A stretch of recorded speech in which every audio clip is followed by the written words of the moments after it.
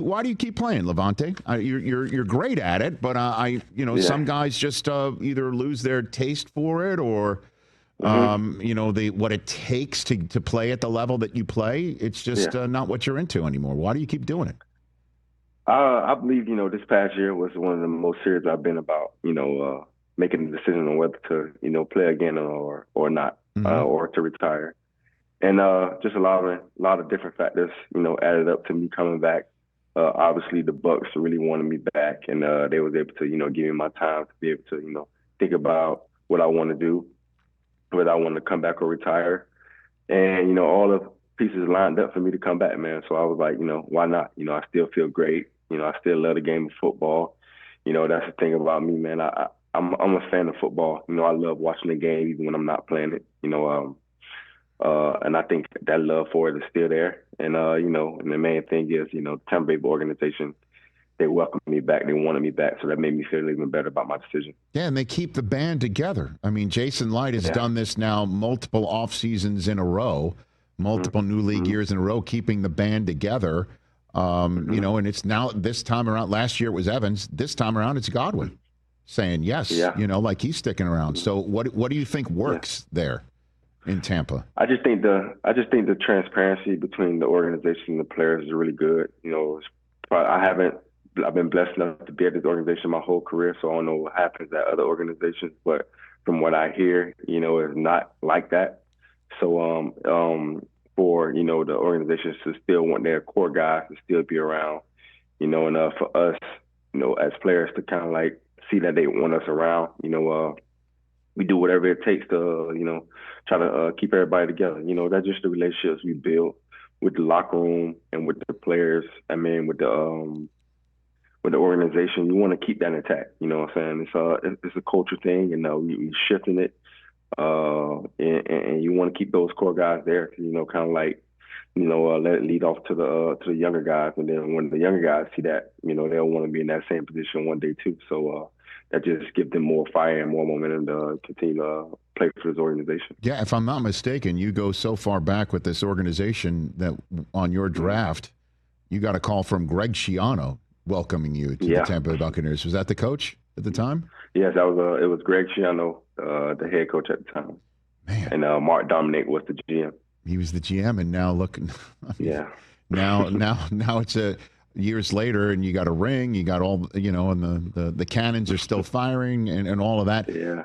How much does somebody like Baker doing what he's doing and having that stability and success at the quarterback position factor in your thinking about wanting to do it again because you think you got a chance to win, Lavonte? Yeah, that's real big too.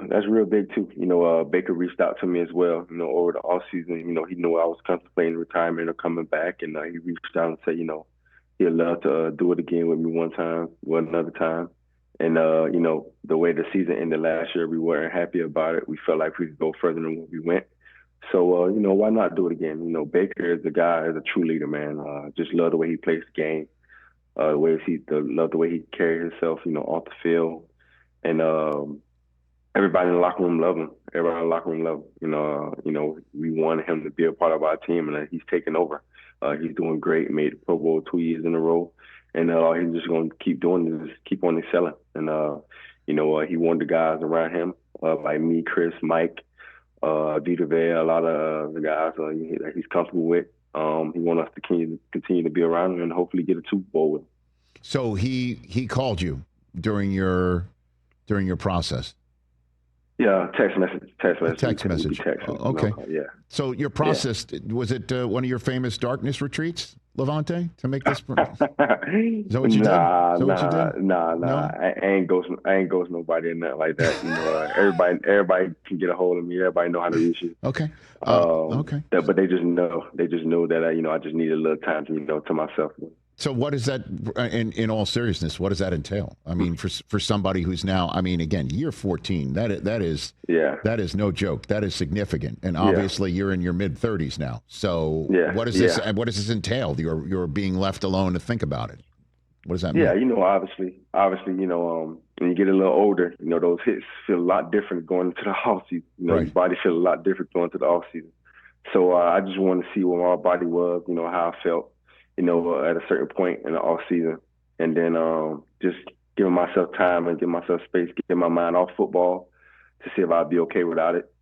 And just being around my family, just being with my daughter, hanging out with my daughter, having fun with her, and just, chilling and talking to my siblings and friends and stuff like that, and just, kind of like, picking their brain and stuff like that on, what I should do or whatnot. Just having those people around me who, gives me the support, whether I continue to play or not, was kind of like a key thing for me.